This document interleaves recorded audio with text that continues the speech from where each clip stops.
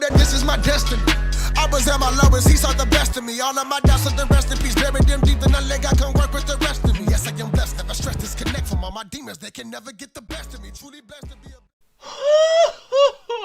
Why workload? Why? Anyway, aside from me just suffering internally, welcome back to Nomadic Reviews, guys. How you guys doing? I'm back to 85% of my original health. And for this whole review, we're going to be doing an audio drama before we go back to the mountains upon mountains of machinimas I have to do. Thank you, Tia. Where we're talking about smoke and mirrors. We are smoke and mirrors. A troupe of stage magicians. Lost in another world. Trying to stay alive. Smoke and Mirrors is an audio drama about stage performers that end up in another world. What was the cause of it? We don't know. It's only 6 episodes thus far. I don't even know where all this is leading, but apparently it's chapter 1 of a several chapter series. Maybe it's going to be 5 chapters, maybe it's going to be 20 chapters, maybe it's going to be the elusive only 2 chapter story. I don't know. The audience doesn't really know. The only one that knows is this guy named Jason Luca. Wait, did I say that right? Editor, in the future, put his name up if I'm wrong. You are technically correct. The best kind of correct. Nevertheless, though, we have 4 main characters we need to follow for this entire journey. And those 4 characters are Lillian, Ak, Nero, and Ed. And all 4 of them make up the troupe Smoke and Mirrors, where beforehand they just seem like regular people in society where they're either just trying their best in family issues or trying to find the means to stand up for what they believe in, how they want to do things with their lives, finding real love, real romance, how to go about everyday hassles. But now they're in this brand new world without electricity, without proper plumbing, without any sort of things like that. They're just trying to figure out how to maintain their own livelihoods in this brand new day and age that's just so meh. You get what I mean with that whole fish out of water story that's not fish out of water? No. Now, for all this sort of stuff that's going on, you're probably wondering, well, from just that whole small snippet, it just seems like a regular old story that just seems like something you can just sweep under the rug and be done with it. What's the worst that really could be said? And I'll get to my own negatives, but first let's get to the positives. Smoke and Mirrors as an audio drama really does encapsulate what it means to tell a story without visual means, to rely on your own imagination for what you want to ascertain is what's going on in front of you. A good audio drama can do wonders to where you don't have to worry about all this and the third thing, where even if you want visual representation, it won't really be that bad because here you are with something that's so beautifully poignant that it is good enough to stand on its own. If the fans want it to be visual because they want to immerse themselves in something that's a stronger base, then you're doing something right to where when you make something so powerful they want a live action or even an animated adaptation that can stand the testament of time along with other sort of shows. Smoke and Mirrors might have that caliber to stand on its own to even rival that of the magicians on sci-fi, and maybe some of the stuff of the first 2 to 3 Harry Potter movies. That in and of itself can be one of its best parts, along with how it handles character development, trying to take certain characters out of their small comfort zones from when they were in their normal lives, just trying to do normal things, and now they're in this new world without electricity, without plumbing the way it is, without a lot of the same things that we all know today, to then just be like, okay, instead of freaking out and thinking it's all hopeless, let me try and do something with my life to better everyone in the situation. Let me learn a trade, let me learn some information to get us back home, let me try to help the royals in this aspect, let me try to help certain people in my town for that aspect. Let me also have moments to where I can be vulnerable with a family member through an unknown means. Let me try to reconnect with someone that I never thought I'd reconnect with in this kind of means. Let me try to make a friend. Let me try to make a relationship. It does it in a way where you can honestly grasp how the characters can be well established and even liked enough to get fan art or just fanfics written about them for all intents and purposes. It handles that in a pristine way that can be good, can be grand, and can be interesting. Now let's go into the negative. Okay, so right off the bat, let me just say this. I think Smoke and Mirrors is probably one of the best original productions I have seen, but it's not on par with Voice of a Generation or even Serenville Story Invisible. But I'm not gonna say it's bad for any of the faults that it has, because it is leagues above Rosegate in many different ways because of it trying to be a consistent plot and trying to make it seem like it makes sense. But the problems that I seem to kind of stem from it are vocal directions of... Like, let's, for example, listen to Nero. Oh, you don't want to tell the story of how, while in the presence of royalty, you valiantly and defiantly stood there and popped a boner?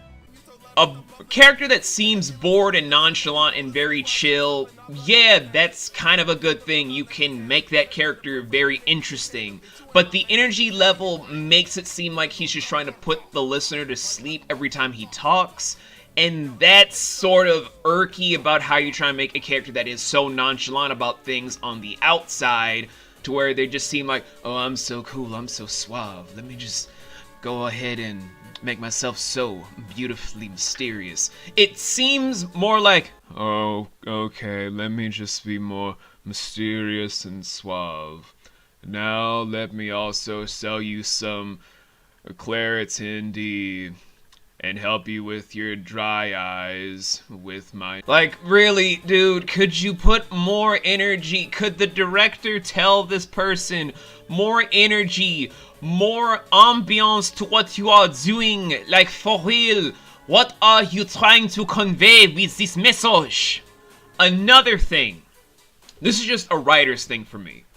Now, I'm not opposed to stopping the progress of the plot to do certain character moments. Everyone needs to do things to flush out the characters, where you want to have them get established things with their character motivations, how they do things with their lives, make them seem more like a coherent person where you can attach themselves to. I get that. I understand that. But from episode 1 to episode 2, it seemed like a nice bridge. You get to understand where the plot is going, you understand where the damages is going, you get to meet something about the main villain. Okay, episode 2, we then jump into where it seems like the plot has to take a huge back burner without a lot to really drive home the point that these guys need to go home. There are no real stakes involved starting in episode 2 onward other than, oh, stuff that's going on in this world that has nothing to do with the main characters. But let's also throw in the fact that Nero gets a sex scene in episode 2. And then just endanger one of the princesses in this kingdom world that they're living in. Because that seems like a good way to establish that there's a lot of threats. But wait, episode 3 kicks in to where they are being told that they're known, but what else? Like, happening to know about your characters is a nice thing. It's leading into something of importance, but nothing else.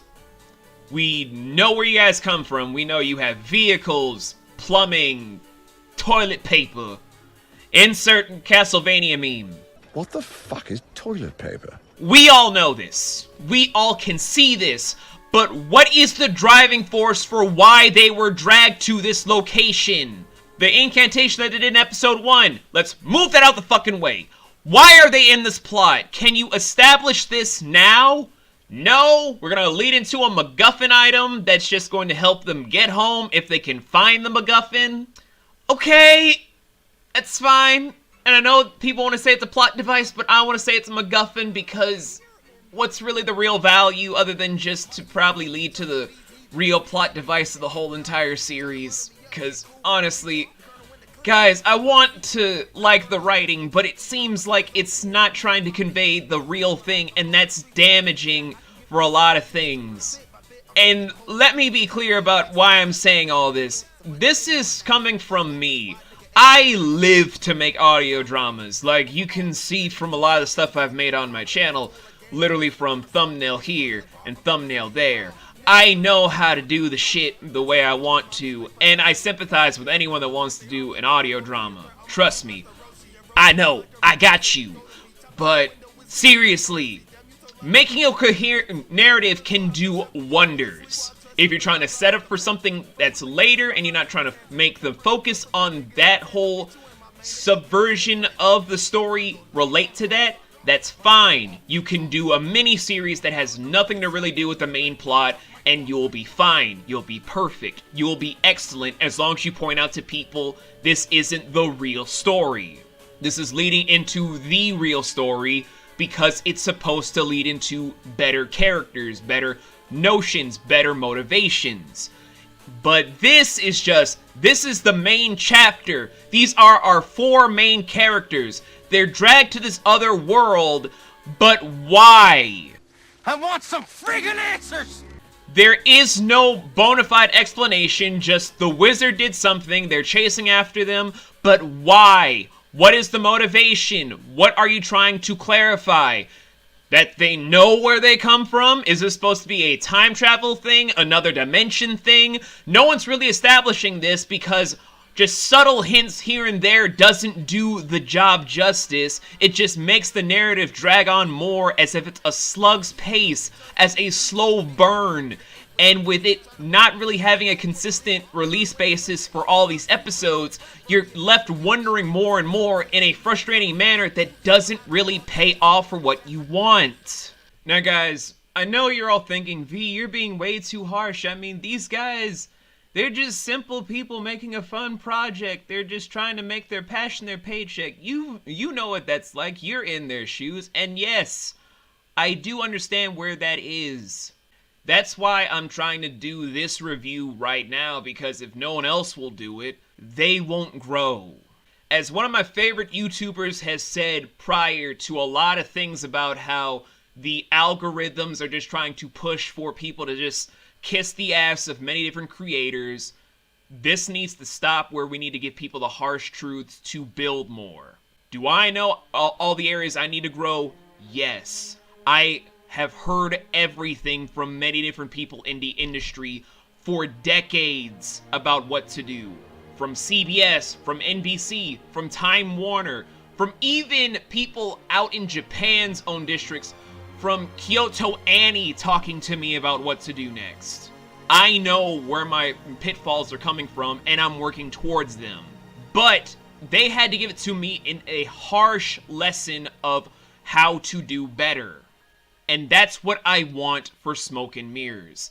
It's a grand story with a lot of grand elements to complement its massive narrative that it can build up to. It has the makings of it from just its first 6 episodes. It has all the intrigue, all of the character, all of the heart, all of the mindset, all of the passions. But nothing about that will matter if you don't drive it home with meaning, with subtlety, with finesse, with how to really bring home the gold in every single facet upon facet that you can find from a gold mine like this. I can literally bring down the hammer for everything and all things to make it seem like it's the worst thing imaginable, but that would be a lie. It is a good story thus far, and when the entire first season is done, I will return to this to give a full-blown review. Trust me, I wouldn't have sat through listening to this 4 times in a row if I didn't believe in this whole project to grow to be better. But the fact of the matter is, guys, this can be better. This can do better. This has the makings to be more beautiful. Like hell, even my cat right now, who just jumped out of the ceiling for like the 7th time today to get allergies for the stupidest reason. Seriously, why do you jump in the ceiling? He can tell you about all the hours I spent in my sick bed listening to this on repeat. Dude, help these people get to that grander standpoint to tell a grander story. I want to see this as a true testament to a more beautiful execution. because it deserves it in more facets than you will ever possibly fucking know. But until then, that's how I wholeheartedly feel about the entire matter. It has good potential, it has good promise, but right now, this slow burn just hampers it down more than you'll ever possibly know for where it's sitting with just the first 6 episodes. The rest of the season could be grand. First 6 episodes, kind of a big slow burn. Is it detrimental? No. Will a lot of people that do audio work kind of tell where it seems like it's on its own slope of, like, indecision? Yes. Can this be even grander than it can be? Of course. That's why I'm gonna revisit this and give it even more love. But until then, I gotta then go into the mountains upon mountains of machinimas I gotta do now. So I will see you guys in those reviews. And also some other reviews I got in store because, god damn it, what's a day off for a motherfucking hard-working workaholic? Jesus! Boy, you crazy!